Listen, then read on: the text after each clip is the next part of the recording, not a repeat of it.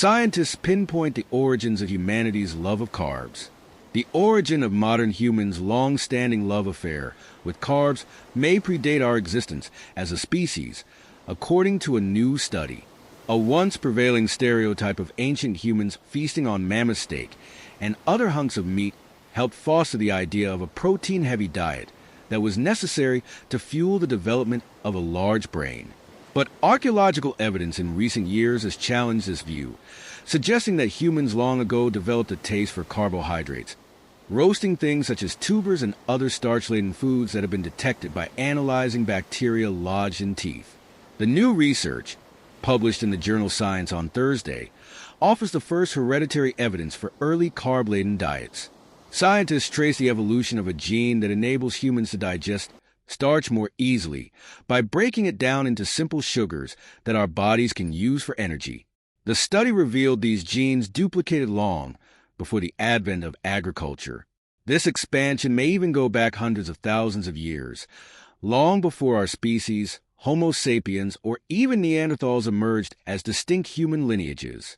Researchers based at the Jackson Laboratory in Farmington, Connecticut, and the University of Buffalo in New York State analyzed the genomes of 68 ancient humans. The study team focused on a gene called AMY1, which allows humans to identify and begin breaking down complex carbohydrate starch in the mouth by producing the enzyme amylase. Without amylase, humans would not be able to digest foods such as potatoes, pasta, rice, or bread. Humans today have multiple copies of this gene, and the number varies from person to person. However, it has been tricky for geneticists to piece together how, and when the number of these genes expanded, a reflection of when eating starch likely became advantageous for human health. The main question that we were trying to answer was, when did this duplication occur? So that's why we started studying ancient genomes, said the study's first author Faiza Yilmaz, an associate computational scientist at the Jackson Laboratory. Previous studies show that there's a correlation between AMY1 copy numbers and the amount of amylase enzyme that's released in our saliva. We wanted to understand whether it's an occurrence that is corresponding to the advent of agriculture. This is a hot question, she said. A genetic opportunity. The team found that as far back as 45,000 years ago, hunter-gatherers, whose way of life predated agriculture, had an average of 4 to 8 copies of AMY1, suggesting that Homo sapiens had a taste for starch long before the domestication of crops shaped human diets. The research also revealed duplication of the AMY1 gene existed in the genomes of Neanderthals and Denisovans, an extinct hominin first discovered in 2010 about whom relatively little is known. The presence of multiple copies of the gene in 3 human species suggests that it was a trait shared by a common ancestor, before the different lineages split, according to the study. That finding means archaic humans had more than one copy of AMY1 as far back as 800,000 years ago. It's not clear exactly when the initial duplication of AMY1 took place, but it likely happened at random. The presence of more than one copy created a genetic opportunity that provided humans with an advantage for adapting to new diets, especially those rich in starch, as they encountered different environments.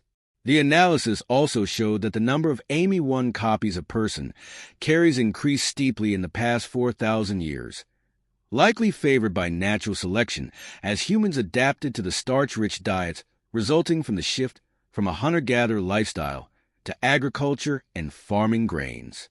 The study provided compelling evidence of how the molecular machinery for converting difficult-to-digest starches into easily accessible sugars evolved in humans, said Taylor Hermes, an assistant professor in the Department of Anthropology at the University of Arkansas, who wasn't involved in the research.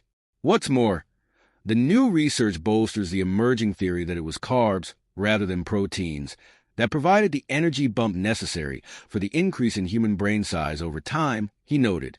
The authors finding that an increased copy number of the amylase gene, which results in a greater ability to break down starch, may have emerged hundreds of thousands of years before Neanderthals or Denisovans gives more credit to the idea that starches were being metabolized into simple sugars to fuel rapidly growing brain development during human evolution.